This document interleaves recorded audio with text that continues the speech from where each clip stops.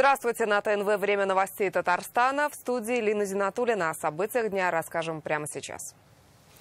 Сегодня в Казанском Кремле чествовали тех, чьи научные открытия продвигают Татарстан. Рустам Минниханов вручил республиканскую премию в области науки и техники 4 коллективам. Лауреатами стали более 30 ученых в сфере лингвистики, нефтедобычи, АПК и авиапромышленности. Этой церемонией Татарстан открывает череду торжеств, приуроченных ко Дню российской науки в год научно-технологического развития. Его логотип с глубоким значением. Символ республики Барс, совершающий рывок. Именно этого ждут от наших ученых. Тем более, что научные школы Татарстана одни из самых сильных в России.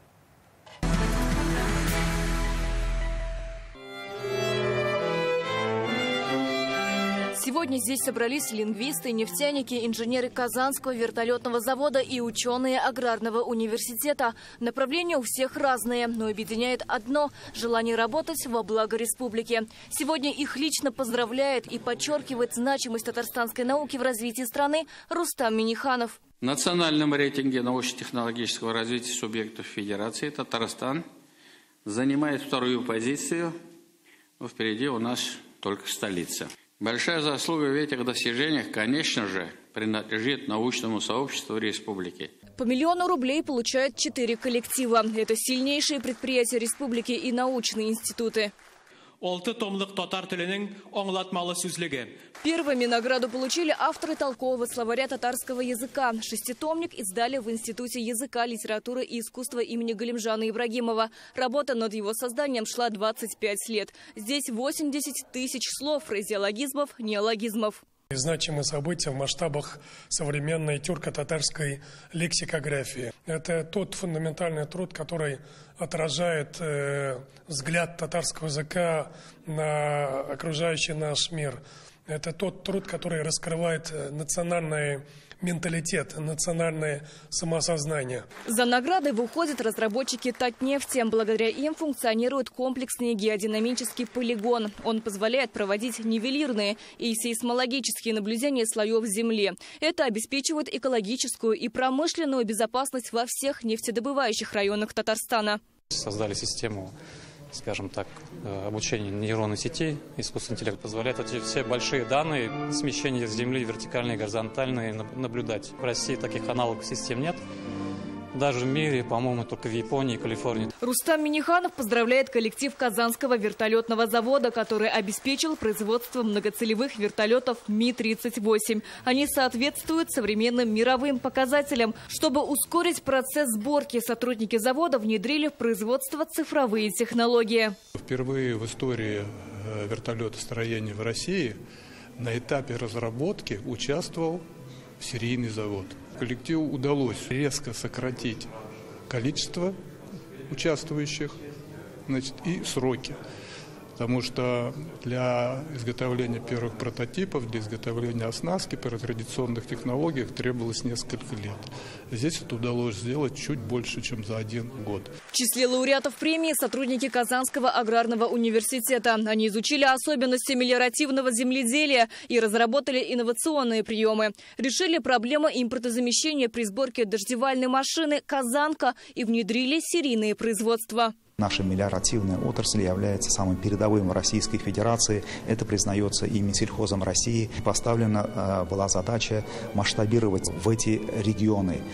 Мы эту работу начали. В сфере науки и технологий республики сейчас работают 14 000 человек. На их научные изыскания выделены рекордные 30 миллиардов рублей. Создана инфраструктура, возможности работать и в ученом возрасте и молодом возрасте. Сегодня год импортозамещения. Эти наши направления актуальны. И те события, которые происходят в рамках специальной военной операции, ваша работа, наша работа выходит на первый план. И мы победим. Премия Республики Татарстан в области науки и техники присуждается с 1992 года. За это время награды была удостоена 191 работа. Лауреатами стали более 1000 научных деятелей. Сирина Васильева, Рамзиль Гарипов, ТНВ, Казань.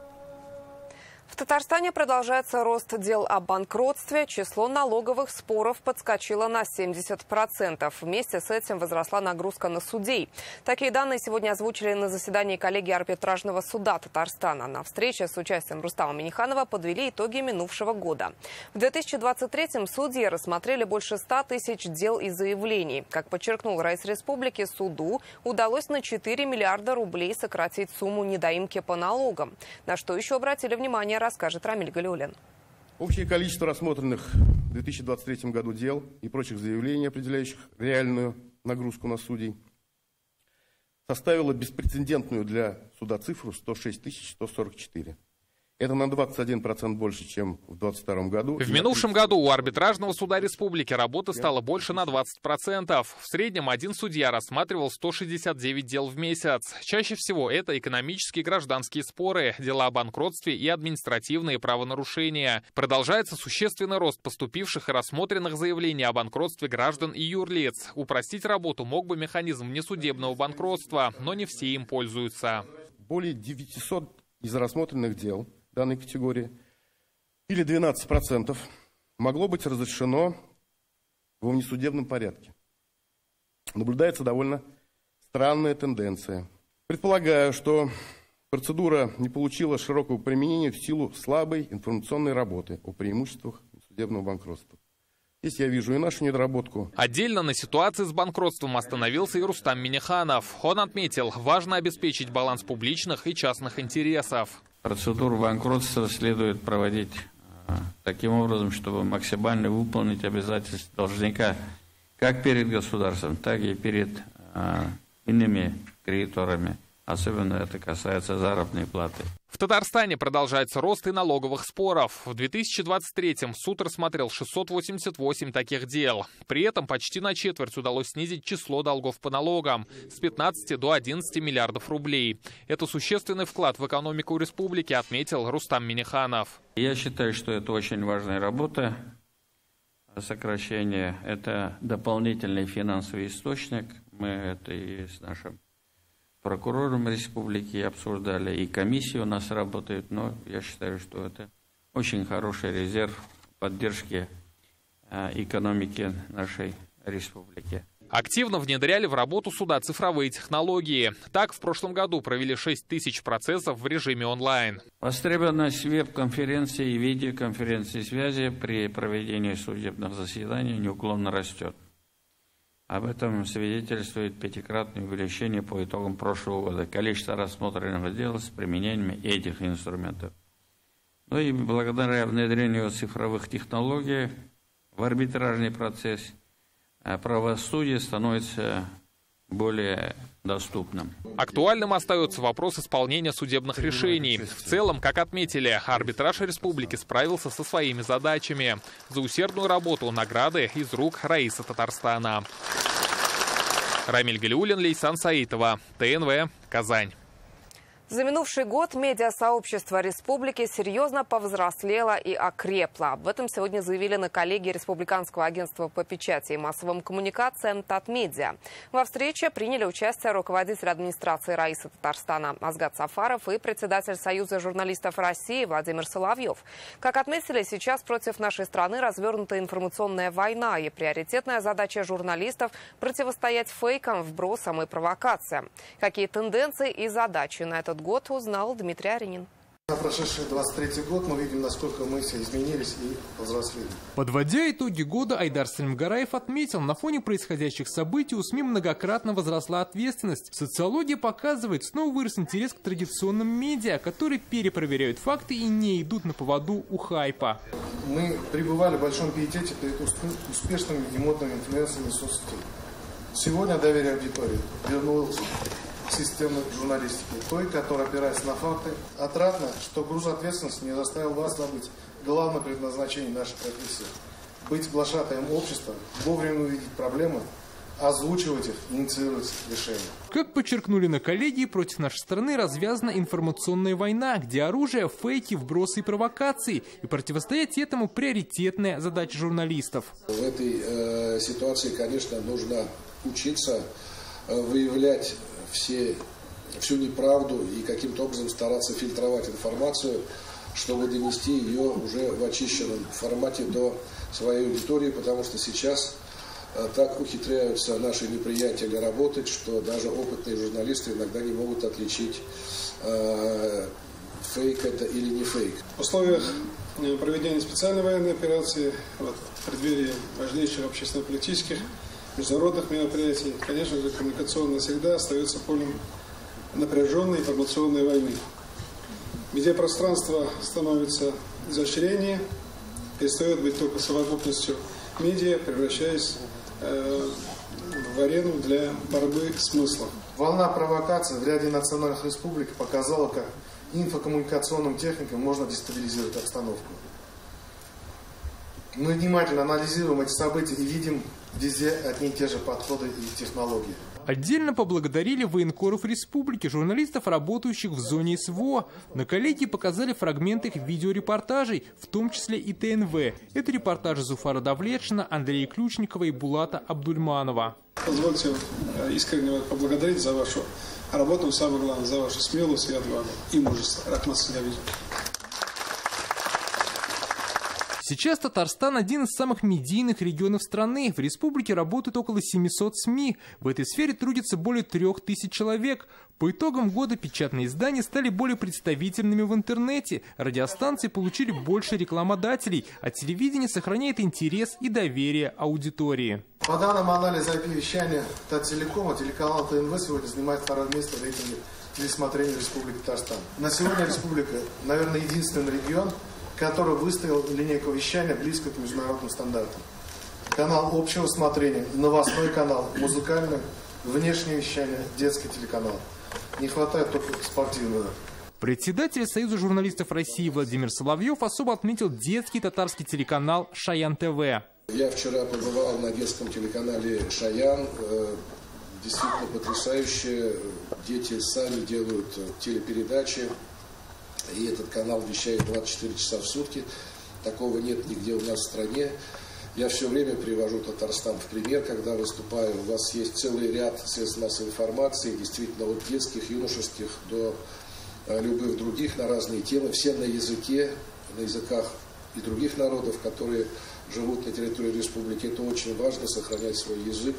Очень важно воспитывать смену журналистскую. Как отметил Азгат Сафаров, задача на этот год – широкое внедрение современных технологий и искусственного интеллекта. Главной тенденцией года видится внедрение в работу журналистов технологий искусственного интеллекта. Сегодня искусственный интеллект может облегчить процесс сбора и анализа информации, стать подспорьем выработки новых подходов в адресной работе с аудиторией.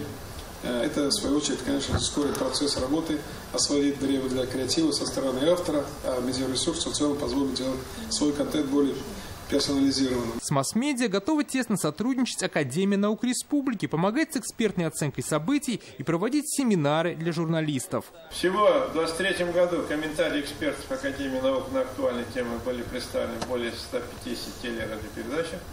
Из них 83% приходится на республиканское телевидение и радио. Телеканала ТНВ 69%. В завершении встречи чествовали лучших работников отрасли. Государственные награды получили наши коллеги. Генеральный директор ТНВ Ильшат Аминов удостоен благодарности Раисы Республики. За многолетнюю плодотворную работу первый заместитель Ильшат Сайфуллин награжден медалью за доблестный труд. Редактору дирекции утреннего вещания Алсу Асхадуллиной вручили почетную грамоту Татмедиа. Дмитрий Аринин, Сан Саитова, ТНВ, Казань. Медиахолдинг ТНВ и его достижения сегодня несколько раз звучали на коллегии. Высокое телесмотрение, высокое доверие, широкое освещение СВО и науки, развитие детского телевидения и успешное освоение диджитал-пространства. Сегодня перед коллегией в фойе Национальной библиотеки работала масштабная выставка, где наш канал обозначил тренды своего развития с цифровыми технологиями. Гостей с ними познакомили нейросеть и робот ТНВ-бот. Привет, как тебя зовут? Я ТНВ-бот. Робот ТНВ-бот знает все о телеканале, что любят наши зрители, какие выходят передачи, а сегодня его задача познакомить всех гостей с диджитал-направлением медиахолдинга. Азгат Ахметович, я инновационный ТНВ-бот. Задайте вопрос. Наташа, расскажи, пожалуйста, о ТНВ. Загружая данные. Медиахолдинг ТНВ – это крупнейший национальный медиахолдинг России. По-татарски ТНВ-бот еще не заговорил. Это его следующая задача. А пока о диджитал вселенной ТНВ. Медиахолдинг сегодня охватывает больше 15 аккаунтов в соцсетях. В YouTube 300 тысяч подписчиков, в сообществах ВКонтакте 225 тысяч. Годовой охват ТНВ в интернете 63 миллиона просмотров. Сайт телеканала входит в топ-5 по версии Live Интернет. Цифры представила уже нейросеть. Вы сегодня не один. Кто это с вами такой красивый? Рядом со мной руководитель администрации правительства Республики Татарстан Азат Ахмедович Сафаров. Сразу видно Зур-Абый. Медиапотребление меняется очень быстро. Молодое поколение уже не смотрит телевизор в обычном его понимании, говорит Ильшат Аминов. Поэтому мы тоже должны меняться и брать курс на интернет-вещание. Это неизбежность. Но мы должны быть везде. Почему мы очень сильно обращаем внимание на диджитал-проекты? Если мы там не будем, там будут другие. Поэтому мы должны меняться очень быстро. Мы должны на каждую платформу давать свой продукт. Мы должны на каждую группу телезрителей готовить свой продукт. И у нас есть замечательное преимущество. Мы единственные, которые на татарском языке могут делать это супер качественно. YouTube-канал ТНВ Татарша, куда выкладывается контент на татарском языке, в январе набрал уже 100 тысяч подписчиков. На русскоязычный вариант подписано больше 200 тысяч пользователей. У каждой аудитории свои предпочтения. Больше всего, конечно, татарская аудитория, если говорить о татарской аудитории, любит программы, связанные с музыкой, с интервью с татарскими артистами и другими личностями. А русскоязычная, конечно же, это новости и аналитика 7 дней. Детский телеканал Шаян ТВ набрал уже 20 тысяч подписчиков в Ютьюбе. Только для интернет-аудитории специально снимают шоу «Кильде Китте». Шаян ТВ на цифровых платформах тестирует все программы. Весь контент мы сначала размещаем на YouTube-канале. Если эти проекты набирают очень большое количество просмотров, потом только мы показываем по Шаян ТВ. Конечно, это для нас опыт, интересная площадка. Музыкальный телеканал Майдан ТВ набирает многомиллионные просмотры в Ютьюбе. Годовой охват больше 12 миллионов показов. Волга Радиуса планирует не просто загружать аудиопередачи в соцсети, но и сопровождать их текстовым форматом для удобства зрителей. А еще все передачи скоро будут в видеоформате. Их будут записывать на 3 камеры Full HD. Мы планируем все программы, которые мы снимаем на эти камеры, всех гостей уже вывешивать на интернет-платформы, потому что они пользуются очень большой популярностью. Для интернет-аудитории медиахолдинг ТНВ будет создавать специальные проекты. Так уже снимают рубрику «Реплика» с Ильшатом Аминовым, развлекательное шоу «Эссин» для татароязычной аудитории. Впереди освоение искусственного интеллекта и других цифровых технологий. Вероника Гайнудинова, Данил Филатов, ТНВ, Казань.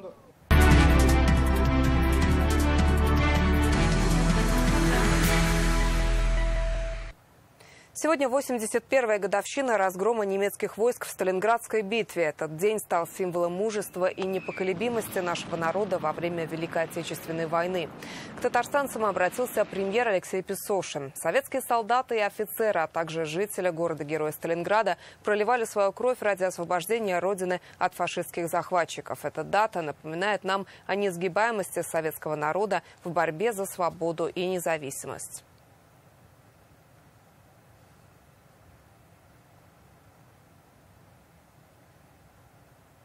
В Волгограде сегодня прошли торжественные мероприятия по случаю 81-й годовщины разгрома немецко-фашистских войск под Сталинградом. Центр города на один день стал пешеходным.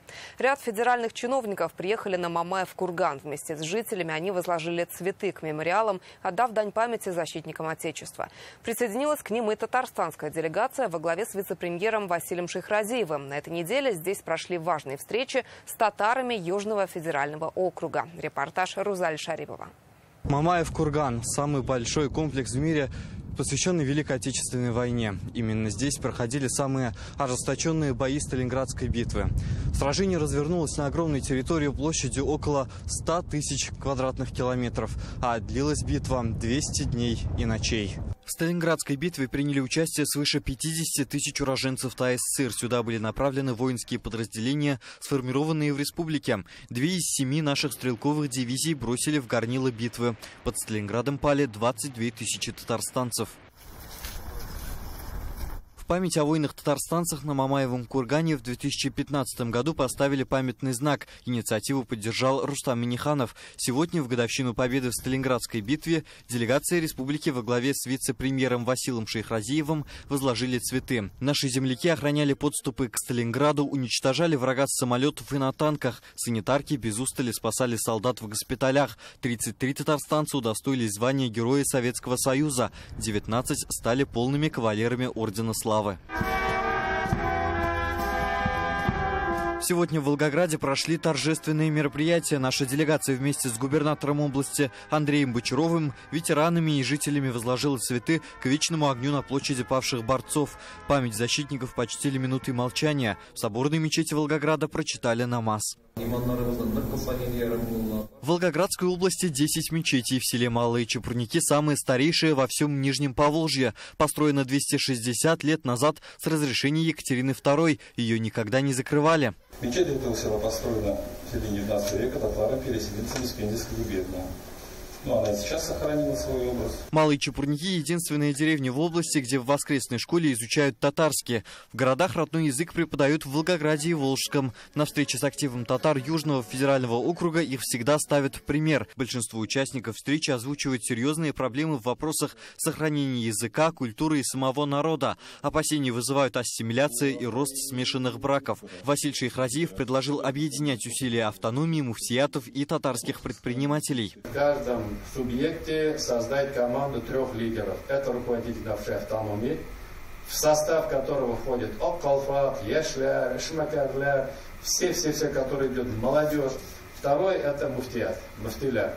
Мы все делаем одно дело, и по изучению татарского языка, по нашему исламу, по муфтиятам, по всем.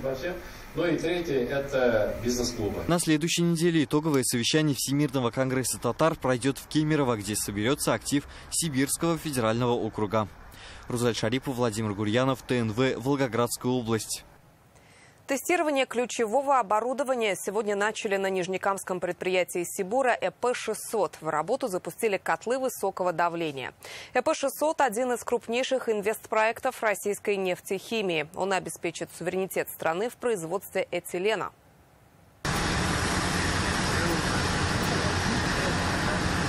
В котле высокого давления на ЭП-600 впервые зажигается топливный газ. Это новый важнейший этап в реализации нового нижнекамского проекта Сибура. Котлы за счет горения газа будут превращать воду в пар. Без него невозможен запуск всех остальных технологических процессов на новой установке. Сегодня прошел первый тестовый запуск котлов давлением. Работает штатно. Готовность этой системы открывает возможность к началу следующих этапов пуска оборудования. Например, к пусконаладке основного компрессора пирогаза, сердца строящегося комплекса. Этот процесс похож на кипение воды в чайнике, в обычном бытовом. Вы все знаете, когда он сильно начинает вскипать, у него образуется пар, который выходит в атмосферу. Эти операции необходимы для того, чтобы продуть 4 паровые системы. Общая протяженность составляет 53 километра. Нижнекамское предприятие ЭП-600 имеет стратегическое значение как для республики, так и для страны. Его запуск вдвое увеличит возможности Нижнекамск-нефтехима по производству этилена. Из него будут делать полимеры, которые широко востребованы в медицине, строительстве, автомобилестроении и в других социально значимых отраслях. Общая мощность составит 1,8 миллиона тонн сырья в год. При переработке данного сырья будет получена продукция, такой как этилен в количестве 600 тысяч тонн в год, пропилен 273 тысячи тонн, бензол 249 тысяч тонн и бутадиен 88 тысяч тонн.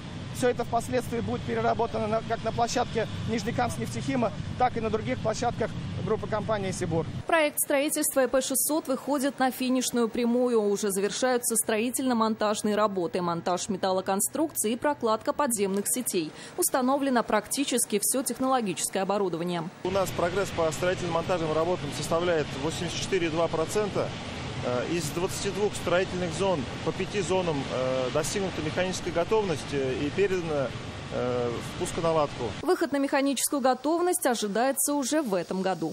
Регина Ягудина, Алена Струминская, Лейсан Саитова, ТНВ, Нижнекамск. Традиционная борьба «Кыряж» включена в список игр БРИКС, при этом правила останутся неизменными. Об этом сегодня сообщил председатель Президиума Федерации борьбы Татарстана Марат Ахметов. Он принял участие в открытии республиканского турнира по борьбе «Кыряж» памяти героя-поэта Мусы Джалиля. Он считается самым престижным для спортсменов. На эти 2 дня в Казань съехались сильнейшие борцы со всей республики. С церемонии открытия Искандер Гималдинов. Сегодня на этих 4 коврах встречаются борцы со всего Татарстана. Это 350 спортсменов и 42 команды. Каждый на пике своих возможностей, чтобы показать лучший результат. Турнир учрежден газетой «Ватаным Татарстан» и памяти Мусы Джалиля посвящен не случайно. Поэт работал в редакции в 20-х годах прошлого столетия, и вся его жизнь тоже борьба. В этом году соревнования проходят в 61-й раз.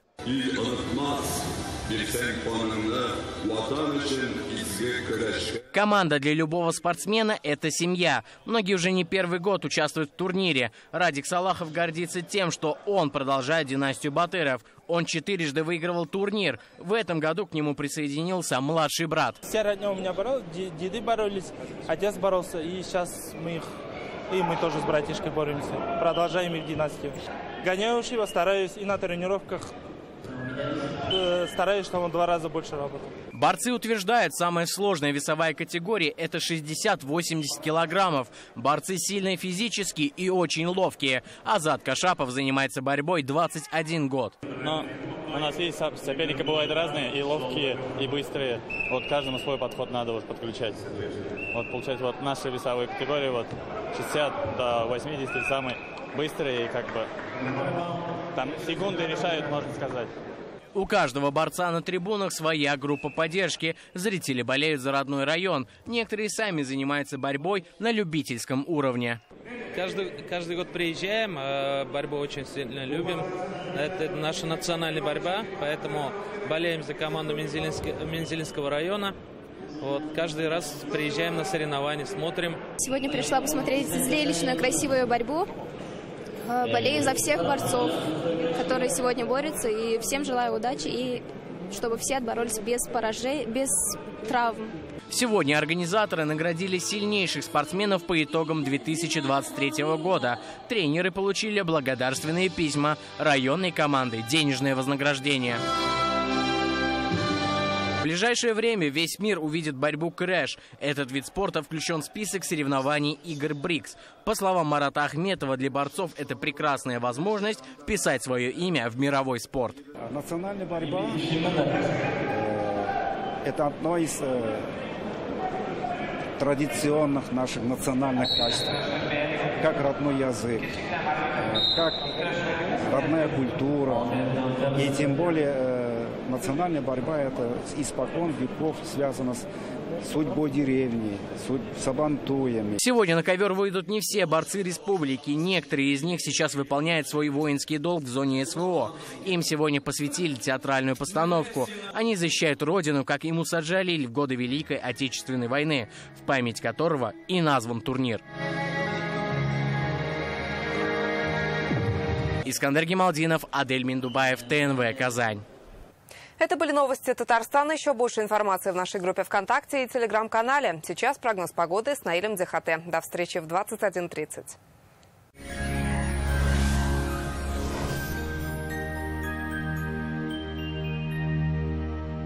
Здравствуйте! Исянлысыз. В Татарстане в предстоящие сутки характер погоды не изменится. Сейчас подробнее. По данным сервиса Яндекс.Погода, в Зеленодольске, Кукмаре и Высокой горе пасмурно, пройдет снег. Температура днем 3-4, ночью 8-10 градусов мороза. В Буинске, Тетюшах, Кайбицах тоже снег. Температура 4-5 градусов мороза днем и 8-9 мороза ночью. В Мамадыше, Черемшане, Новошишминске также осадки. Температура днем 2-3, ночью 8-9 градусов мороза. В набережных Челнах, Агрызе и Сарманово снег. Днем 2-3, ночью 8-9 градусов мороза. В Альметьевске, Лениногорске и Бавлах будет снежно и пасмурно. Температура днем минус 1-3, ночью минус 7-9 градусов. Осадки обещают и в туристических городах республики. В Свияжске снег. Температура 4 градуса мороза днем и 8 градусов ночью.